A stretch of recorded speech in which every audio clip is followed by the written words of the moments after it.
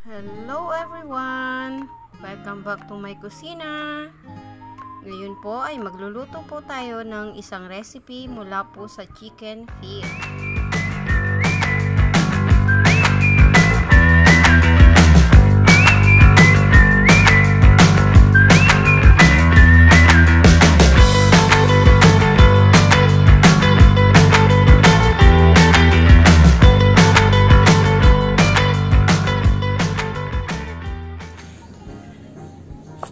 Ang ating pong mga paa ng manok, tatanggalan po muna natin siya ng mga kuko at puputulin po natin siya sa gitna.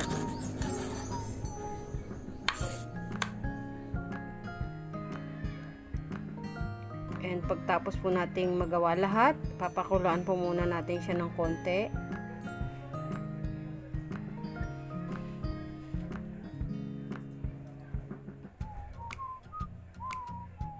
After pong mapakuluan ng konti, hahanguin, ilalagay sa malamig na tubig.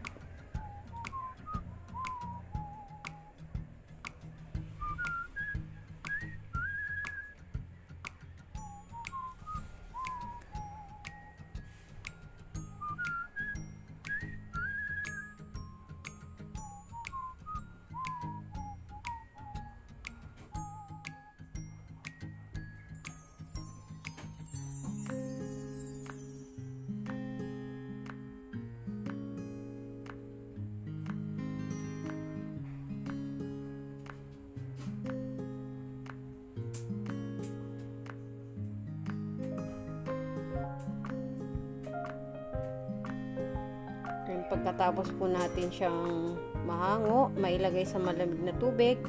Ngayon po ay hugasan naman natin siya para mawala po yung mga excess na dumi-dumi ng ating mga paa. Then ngayon po ay atin naman po siyang ipiprito. Sa kasamaang palad po ay hindi po na-achieve yung aking gusto sana dyan sa paa ng manok na yan.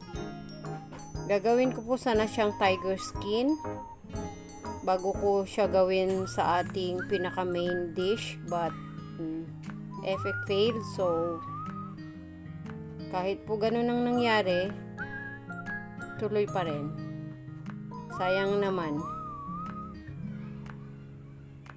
So after po maprito ng palpak, ayan, hanguin po uli natin siya at ilagay natin siya sa malamig na tubig ulit. Papasmahin uli natin siya, kumbaga.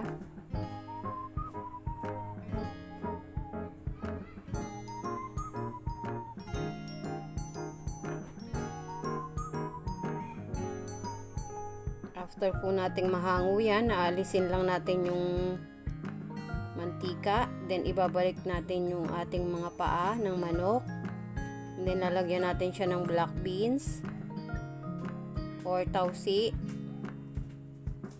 laurel, dahon ng laurel, paminta, and yung tungkoy, tinatawag dito sa Davao, pero ang alam ko po ay sibot. Ayan, ilagay na natin lahat yung isang plastic, ay isang balot pala, sorry. And then paprika. Naglagay din po ako ng konting sugar, suka,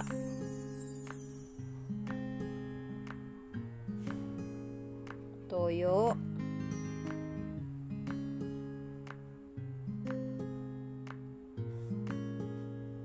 yan yung ating pong tubig sabaw. Naglagay din po ako ng bawang at star anise.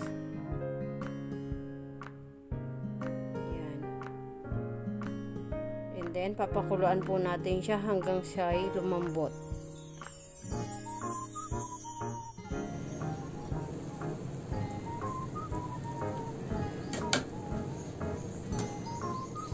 Ayan po, medyo malambot na yung ating paa ng manok.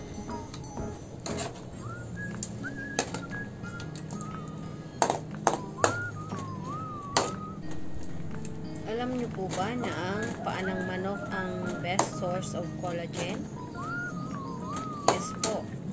po ang pinaka-best source ng collagen. So, kain na po ng kain ng paa ng manok para po mukha tayong mga bata.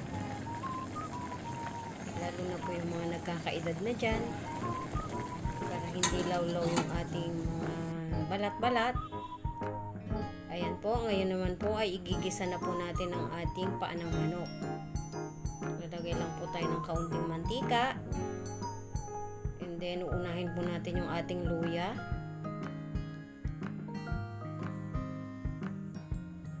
Pag medyo po matus-tatus na ng kaunti, lalagay na rin po natin yung ating bawang.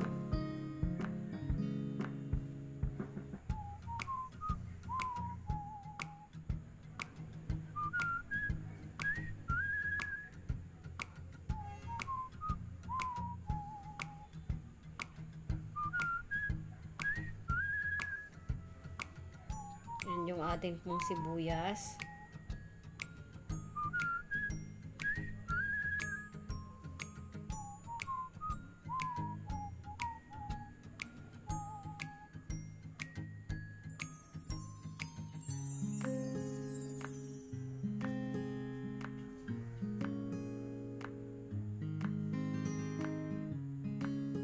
Ating pong bell pepper. At ang ating konting siling labuyo. Kung gusto nyo po ng mas maanghang pa, dagdagan nyo na lang po ng siling labuyo or chili powder pala, sorry. And then seasoning.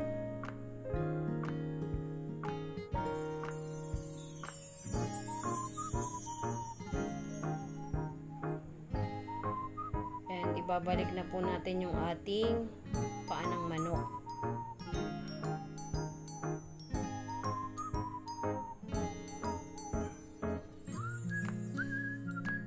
Kung na-achieve po sana yung tiger skin, napakaganda po sana ng itsura niyan. Kaso lang po, unang-una yung aking mga paa ng manok na nabili is maliliit. Dahil paubusan na po ako. Tanghali na po kasi akong namalengke. So, ayan. Haluin lang po natin.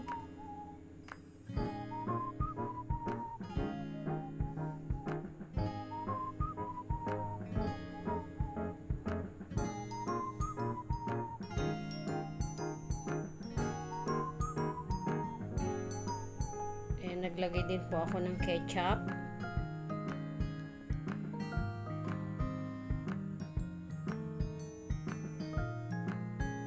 Oyster sauce.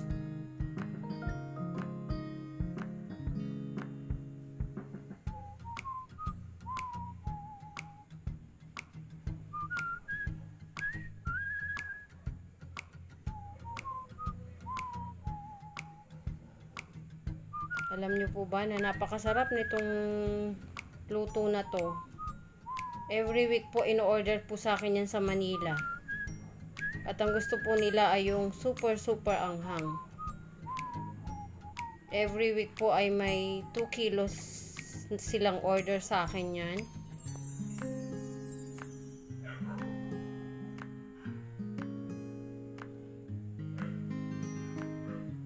Ayan, malapit na po yung ating chicken feet, Chinese style adobo. Malapit na po siyang maluto.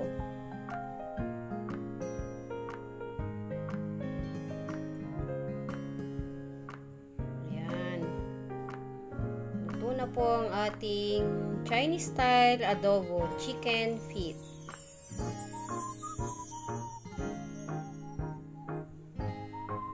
Wow, sarap.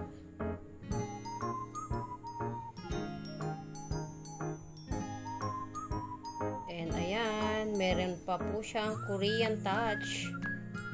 May sesame seeds and